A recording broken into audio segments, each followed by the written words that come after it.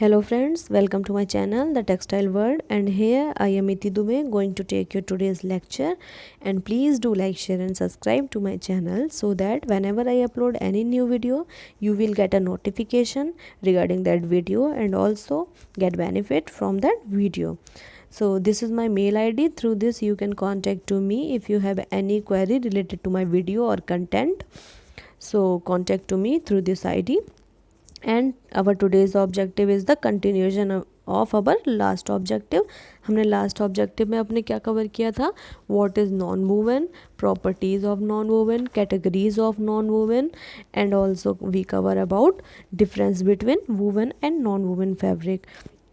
So today we are going to discuss about types of non-woven fabric. So start with the felt fabric. Felt is the type of non-woven fabric defined by American Society for Testing Material. Felt fabric की definition American society for testing material ने दी है. इसको हम ASTM भी बोलते हैं.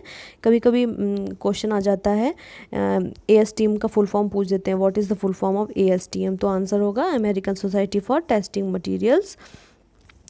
तो डेफिनेशन देख लेते हैं. A structure built up by the interlocking of fiber by a suitable combination of mechanical work, chemical actions and moisture and heat without spinning, weaving और knitting process.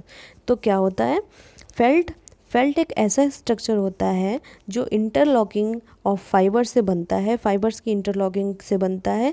Because of this is a treated fabric. क्योंकि ये treated fabric होता है इसलिए इसमें combination of mechanical work, chemical action and moisture and heat treatment दिया जाता है. इसमें स्पिनिंग, वीविंग और निटिंग ये तीनों प्रोसेस नहीं यूज़ किए जाते हैं.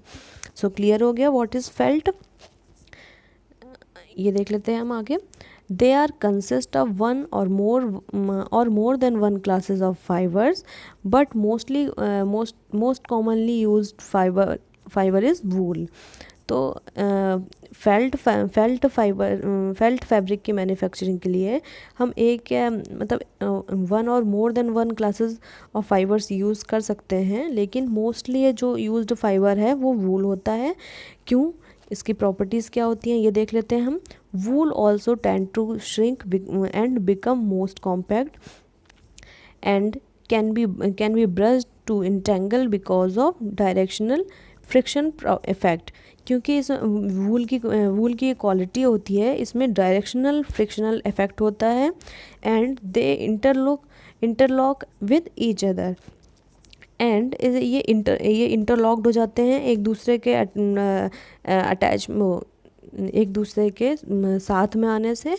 एक और एक से अधिक जो यान एक साथ आते हैं तो ये इंटरलॉक कर देते हैं यान्स को, फाइबर्स को. सॉरी, इसमें फाइबर्स की बात हो रही है तो आप मैं यान बोलूँ तो उससे आप करेक्ट कर लीजिएगा. फाइबर ही है इसमें यूज़ होगा.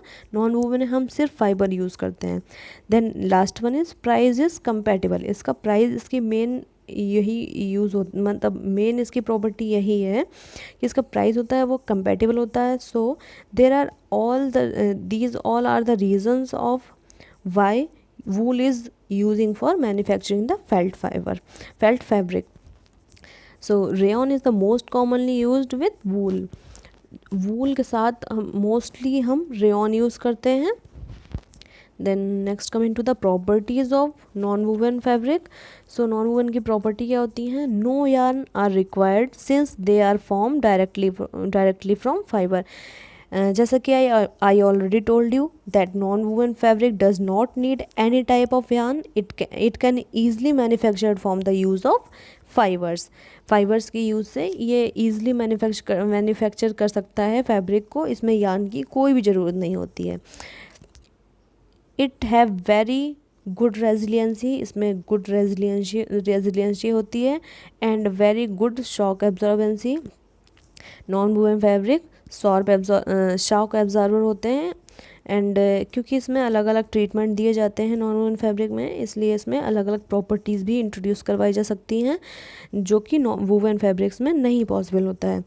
It is very good insulating property. इसमें इंसुलेटिंग प्रॉपर्टी भी होती है. Easy to cut into shape. इसको ये इजी होता है कोई भी शेप में कट करने के लिए। Used for bowlers hat, bowlers की हैट में इसको यूज़ किया जाता है। Need not to finish edges, इसमें एजेस को फिनिश करने की कोई ज़रूरत नहीं होती है, जबकि वूवन फैब्रिक्स में अगर हम एजेस को फिनिश नहीं करेंगे तो उसके फ्रिंजेस निकलेंगे और फैब्रिक डिस्ट्रॉय हो जाएगा। And last one is they can be made to be moth proof, fire resistant and water repellent. ये तीनों फिनिश इसमें देना पॉसिबल होता है। तो आगे देख लेते हैं। These are the disadvantages of non woven fabric में, जिसमें हम फेल्ट फैब्रिक पढ़ रहे हैं, फेल्ट फैब्रिक के दीज आर द डिसएडवांटेजेस। ये पुअर फ्लेक्सिबिलिटी इसमें होती है क्योंकि ये फ्लेक्सिबल नहीं होते हैं, नॉन वूवन्स रिजिड होते हैं। पुअर इलेक्ट्रिसिटी इसमें प्रॉपर्टी होती है। पुअर टेंसाइल स्ट्रेंथ होती है, ज़्यादा ये स्ट्रॉन्ग नहीं होता है fabric. Mending of holes is difficult, इसमें जैसे नॉर्मली हम वूवन फैब्रिक्स में होल्स हो जाते हैं तो उसको हम डार्निंग स्टिच से फिनिश करके उसको हम भर सकते हैं होल्स को, लेकिन नॉन वूवन फैब्रिक्स में ऐसा पॉसिबल नहीं होता है।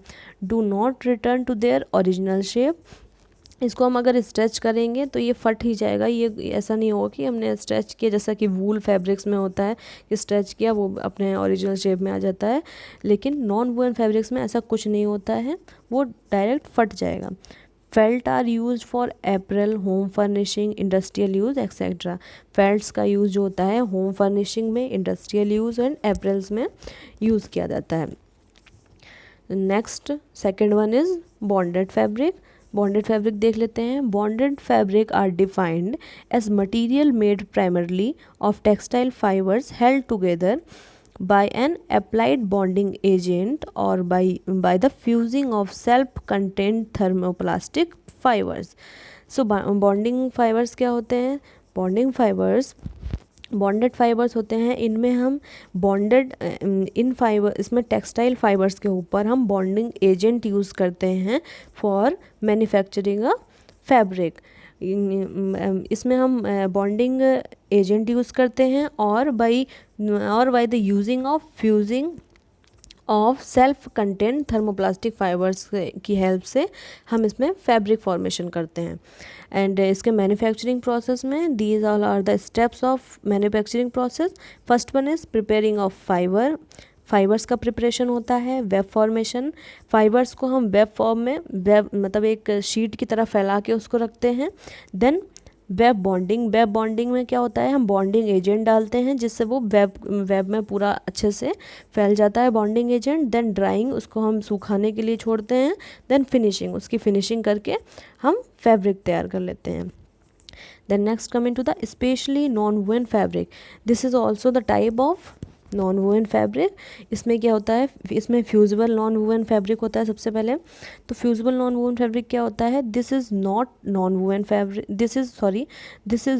Fabric on which adhesive is applied which come activated with the application of heat.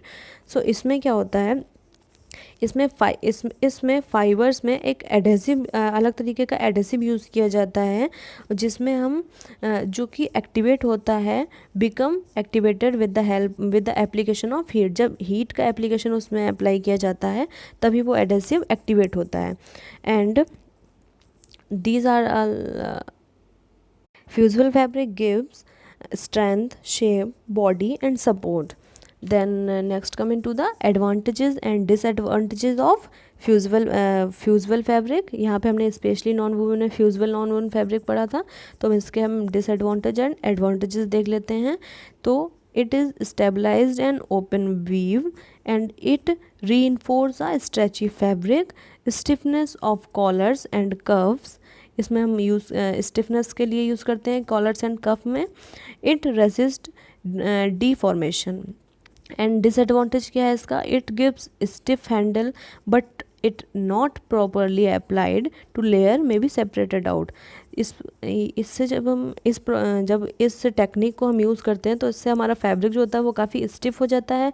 लेकिन अगर जब ये फैब्रिक जब ये जो मतलब हम एडेसिव यूज़ करते हैं वो अच्छे से अप्लाई नहीं हो पाता है, अच्छे से उसमें हीट अगर नहीं हमने अप्लाई की है तो वो उसकी पूरी लेयर एडेसिव की सेपरेट आउट हो जाती है, जिससे कि वो एडेसिव काम नहीं कर पाता है।